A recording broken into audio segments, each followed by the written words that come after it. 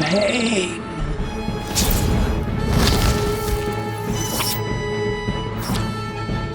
Back when I played Overlord, I thought the minions were fun, but I wished I had more control over them. That's when a lot of people started emailing me about Sacrifice. I had not heard much about it, and not for years. The short version is that it's a third-person game where you play as a spellcasting wizard, but it's also an RTS game, with all the in-depth formations and controls you'd expect from one. The campaign has a bizarrely high-profile cast, and Tim Curry plays a god. 24 souls. That should do nicely. Alright, but first we have work to do. The good news is that trying the GOG copy, it did work immediately, but it's locked in 4x3 and locked at 30 FPS, not to mention the resolution is pretty low. Well, by using the ever-reliable DG Voodoo wrapper, the frame rate and resolution unlock and it runs great. Except I can't record it now. Some old games are like a deep-sea fish. Sure, you can go and visit the fish in its habitat, but try to bring it up to the surface and sometimes it explodes. So I did some tweaking. I barely remember to record it properly, but you don't need to do all that. This is good, but now the icons are stretched out. Luckily, Sacrifice has an easy to install widescreen fix. Normally this should be the end of it, but there's one more crucial step. DG Voodoo unlocked the frame rate completely, but now you need to cap it back to 60. If you dare to run the game above that, the enemy AI breaks down. They'll just sit there and not do anything. Now you're done, but there is one more catch. For reasons that I don't and cannot fully understand, sometimes when you relaunch the game it resets your textures down to low. Being an older game where you manage a lot of units, it can be easy to miss this. I ended up having to re-record a lot of stuff to avoid the issue, so if things suddenly look blurrier for no reason, that's what's happening. The same thing seems to have hit other people trying to upload footage of the game too, so I feel less crazy. The main menus stay at a super low resolution too, so it is hard to tell when you relaunch it. So now we can see whether or not it was worth jumping through all these hoops.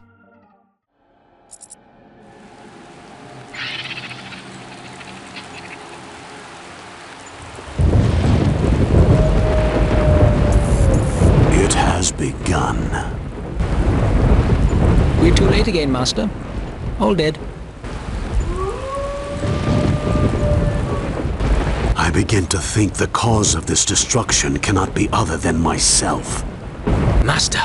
My dark experiments come to a most wicked end. The intro reminds me a lot of Legacy of Kain. The atmosphere is dark and moody, and it looks like you might be playing the villain. I cut this down for time, but there are shots of just fields and fields of corpses. And my Kain meter keeps getting higher. It seems you are to be my salvation after all. I am no one's salvation. I am a pawn of doom itself. What? You speak in riddles, sir. I wonder if even my wisdom can decipher them. It can't. So you go off to visit the gods. Playing as the Wandering Wizard Eldred, your services are very in demand. From here the story can start diverging, so I'll save all that for later. Let's get into the game.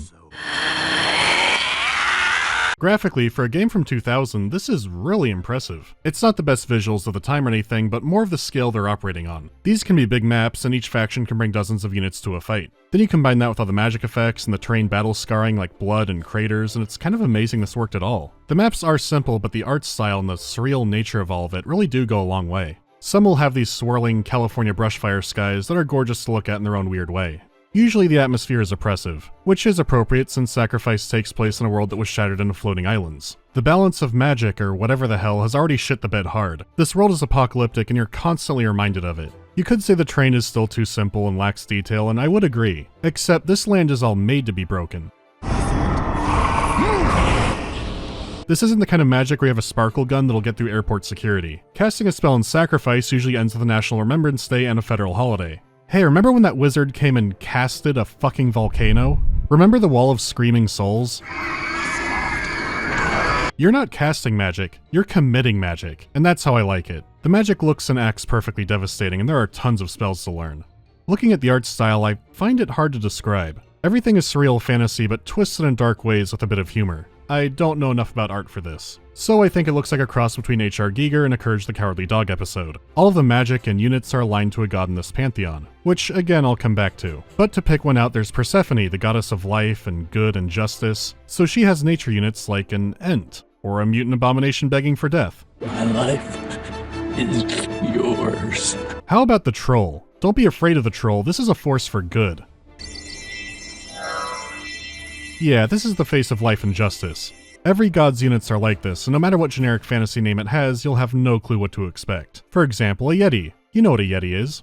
Probably. A fairy moth-like creature appears for a little over 3 seconds. Well, in Sacrifice, this tickle-me necromorph is a yeti. No matter which god you worship, its servants are a legion of nightmares, which I do appreciate. The villains don't outstyle the forces of good. Everyone is equally unwell. Everything is so rich in color and style. Many years have passed, and it still remains incredibly unique. There's so much variety, and I kept wanting to see more of what was out there.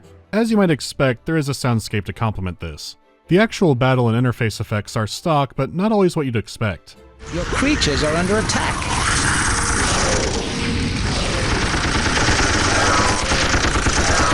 But the environmental effects like storms and wind are surprisingly crisp. They're not amazing or anything, but they make the lull before the fighting that much more tense. However, the music can be just as varied as its visuals. The soundtrack ranges from powerful orchestra scores to what I can only call Godzilla music.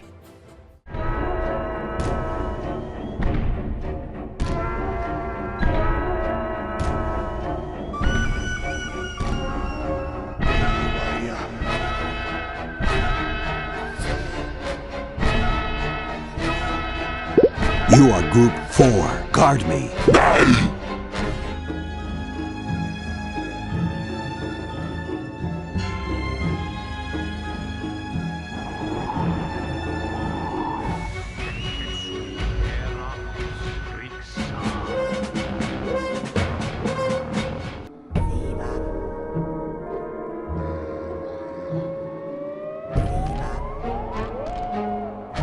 Once again, it's unique stuff. I do wish there was more of it, since you'll be hearing the same thing a lot, but what is here is really good. Attack! No survivors! Of course, the voice acting especially deserves a mention. The cast for the campaign is huge, and all the voice work is excellent, and it's paired up with compelling dialogue. Like, Sacrifice has loading screens I found more interesting than cutscenes in some other games. No pursuit was too perilous, no sacrifice too great, until... well, under the many heavens and in the many worlds, there are darker things than men may dream of. I wasn't prepared for that with promotional images like this. I am Charno, god of strife, god of slaughter, god of death. Where there is pain, I am there. Where there is suffering, I flourish.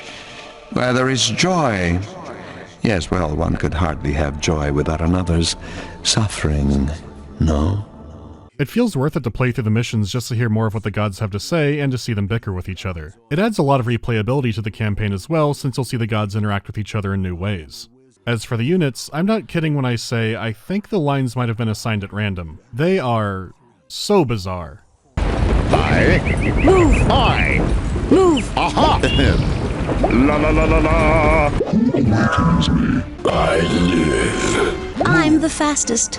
Executing orders! Some voices are fitting and others are flat out a joke. The more I played and the more insane designs I saw, the more I realized that that was a very good call. Each unit has layers of unexpected chaos. So presentation-wise, I've never played anything quite like it.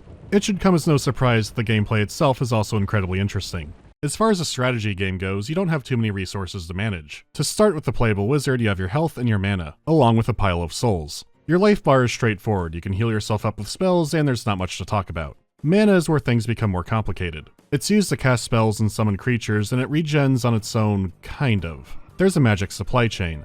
The maps have fountains of grade A Colombian magic. To tap into one, you need to build a manolith on top of it. This gives you a steady stream of the JK rolling juice and denies it to your enemy, but the magic must then be transferred to you through creatures called mana whores. The first type of creature we will need is a mana whore. The more of these little pots of greed you have near you, the faster your mana regens. They're weak and completely defenseless, so if they die out in a fight, you don't have any more magic coming in. So having lots of magic homes and a magic harem keeps your big blue bar beefy. However, the little guys aren't free and each costs a single soul. Souls are your money and there's no way to infinitely tap into them.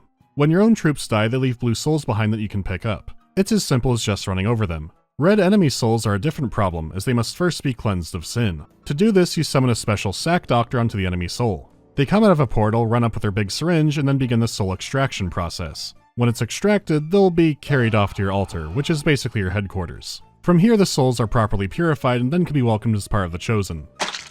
This is a battle of attrition, there are only so many souls in a fight. You have enemy forces and some neutral villagers. The more powerful units cost more souls to summon, but represent a new liability. Your hard-earned spirits could get yoinked from you. So when you get in a fight, you're also trying to collect the enemy's dead and preserve your own. You could escort your sack doctors all the way back to your altar, but that can be a long way. There is an option that instead of building a manolith, you can build a shrine. Now you have a forward operating base for the holy rituals. You can also make an enemy's soul good if you just kill them hard enough. Nothing makes you repent like being atomized. The system keeps the game very action-oriented. You're never worrying about workers or really your economy in general. Fighting, killing, and gathering resources are all basically the same thing. If you die or kill an enemy wizard, you will respawn after a while, but you'll lose all the souls you were carrying. As the game goes on and more corpses are controlled, someone will get the upper hand. It does a good job of keeping things simple, since the shrine and manolith are the only buildings you can make. You can't build turrets on them, but you can leash a creature to one. You can fortify a point or go on a risky offensive against one, but again, souls are the investment. The focus is kept on the action, and the strategy layer is never overwhelming.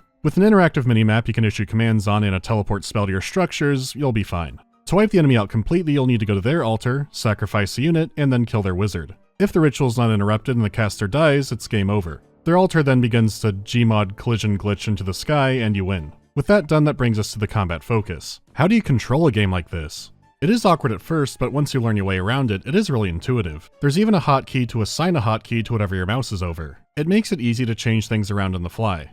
The keyboard is mainly used for grouping units and using abilities like any other RTS game, but you still have your cursor to interact with icons and units on the screen directly. For unit formations, you can hold right-click and expand out into different menus and icons. This is known as the mouse gesture control system. It was highly praised as revolutionary and innovative when Black and White 1 did it a year later. We've got this notion that we quite like to sell the 20 years. I've had this song stuck in my head for 20 years. So, it makes controlling everything no problem. At least when you're organizing your army, because when the fighting starts, things get chaotic.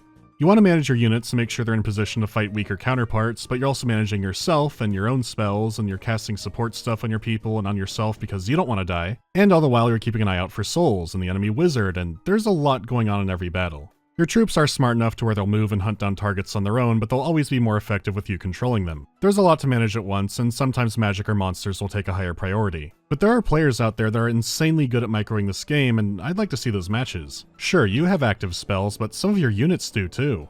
In a skirmish or multiplayer match, what abilities and monsters you have can be picked out through a spellbook. Having 9 levels of power with 5 choices each, there's a lot of room to experiment. While the units are broken down into 3 main types, melee, ranged, and flying, each god gives them their own little quirks, like Charnel's undead healing by attacking, or any other little ability a unit might have. Yet, again, it's never too overwhelming. Sacrifice's gameplay kind of sounds like it should be a mess, but it's really competent and fun. They gave it just the right amount of mechanical depth. It's a properly fleshed out strategy and action game. Not too simple, but also not so overwhelming that only StarCraft experts could play it. Sadly, the multiplayer is pretty dead, though there are skirmish maps, so we can move on to the campaign. Persephone, what good is a holy warrior without a holy war? How like you, Charnel. Myself, I would sooner suspect Charnel. You do have a certain taste for destruction, don't you?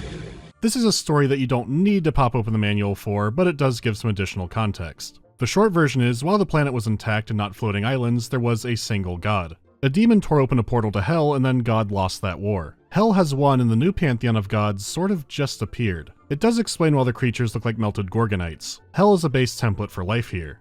It's a 10-mission campaign, but each god has 9 unique missions, so you can replay for 45 unique missions and then the final battle. You choose which of the gods you want to serve. There's Persephone again.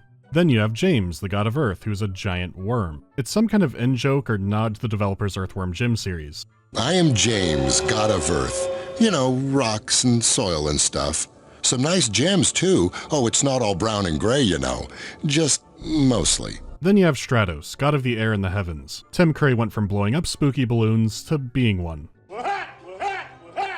Oh, let's do be honest, shall we? In any halfway civilized world, I would be the only god. It seems the pantheon of gods gets more evil the more to the right you go. Persephone and James care about life on the earth, but Stratos is between good and evil. He goes where the wind takes him and seems to not care about the brewing tensions. Funnily enough, this isn't Tim Curry's only appearance in a weird hybrid RTS game. Oh, you think she is the grand demon witch? The white-winged death? Pyro is the god of fire. The forces of good have also declared him the god of chaos and pollution and gas and waste, but he claims to be an avatar of industry and knowledge. I intend to build factories in the Davin Forest, which is a haven for antiquated druidic thinking. All who do not flee will be enriched by my triumph. You, not least of all. Oh no, you don't need to convince me. I'm down to enrich some druids. Finally, you have Charnel, who is comically evil. It is time I reopened the demon gate of Golgotha. Okay, but he does give reasons why he's not the big villain and doesn't want to destroy the world. Let me assure you, I do not want to destroy the world. That's where all the best slaughter takes place, you know. Can't really argue with that. As for the wizard Eldred, he's responsible for destroying his own home. He was a powerful man there and summoned a demon to destroy his enemies. Of course, it went wildly out of control and destroyed everything. Magic might be partly derived from gods, I'm not entirely sure how it works. I don't know much about spells or witchcraft in the real world either. My latest insight on that front comes from a local bookstore. They moved their witchcraft and spirituality section closer to the counter because it was by far the most shoplifted section of the store. I guess they can't conjure dead presidents yet. What's cool about the campaign is that there are choices to make here and there. These can slightly alter your goals, your dialogue, and some buffs you get. Naturally, you sometimes have additional side objectives as well. This is neat agency stuff on its own, but you also have a choice in what missions you want to do. Doing a job for them will give you some of their spells and units. You could go full monogod or pursue a mix of favors. If you anger one too much, they might not offer you a mission anymore, unless you help out an ally or a story event happens. There's good banter in between the missions, and it's always fun to see the gods spat with each other. Why should they continue to suffer for the comfort of savage and brutish beings like the trolls? I see only one savage and brutish being here. Come now, you mustn't forget me. Everyone wait! Haven't we all had enough of wars? No! The final mission is always the same, but what I like is that the game picks your motivation based on your mission choices. Were you helping a benevolent patron trying to find redemption, or were you helping a demon lord burn stuff down because you've accepted your place? The very end has a final choice as well where you can react to the narrative you got. With such variety, the campaign's difficulties are all over the place. But it's a fun ride and you can try different paths to learn more about the world. I didn't find the deeper parts of the lore to be too captivating, but it was an interesting puzzle to put together. The dialogue writing is excellent and really does elevate its setting. The campaign has a good variety of different maps and objectives, but again your mileage may vary depending on what you pick. Sacrifice also has the funniest, maybe most direct escort mission line in a video game. Go to my altar, or I will kill you all. That's worth a mention. This is an incredibly unique game. It has elements of all kinds of games that would come later. There are multiplayer modes that have like the primordial soup of MOBAs in it. Sacrifice is like a game from a different timeline. It had an expansion planned, but just sold too poorly. I keep imagining, what if this game blew up? What would have come after? The issue is that while the mechanics and ideas were well thought out, it seems like the game itself isn't quite there. They were pushing the technology, and it does show. You'll see the animations freak out from time to time. How you move through the map feels like breaking it sometimes. It's clear that systems like AI weren't all there, and there are interface improvements that could be made. But these are mainly consequences of it just being an old game that was very ambitious. You do have to do some work for the best experience, but I do recommend this game. This is one of those titles that I would love to see get the HD remaster treatment. If it had proper polish and better AI, the fights could be less chaotic. Even just having multiplayer back would be nice. I would love to see how people now play Sacrifice. That's all for now. Until next time. All of your mana whores have been slaughtered.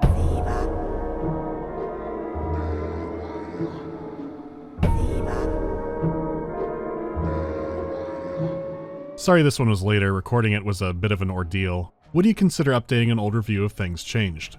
It would be more likely if there was an HD edition or an expansion or something like that. Elite Odyssey is a good candidate, EVE Online I really don't want to go back to. Do you think Kislev is Flanderized in Warhammer 3? Yeah, it does kind of look that way. Like, the whole appeal of the bears was that the bears would be unique, but they're giving everybody a bear. I'll have more to say on that series in another video. Have you checked out Cruelty Squad? Yes, Cruelty Squad is the logical conclusion of video games. Command & Conquer 4 or Thief 4. I don't know if that means what I'd rather play or do a video on, but the answer for both is Thief 4. I mean, if I did, a Thief 4 video would be a longer one, because there is a lot to say on it, even though it is a fairly shorter game. The bad decisions that were made are at least kind of interesting in how you could look at it and how games were going back then. With Command & Conquer 4, it's just... oh my god, it's a disaster. I never want to play it again. Yes, would you stop that? I'm really not in the mood.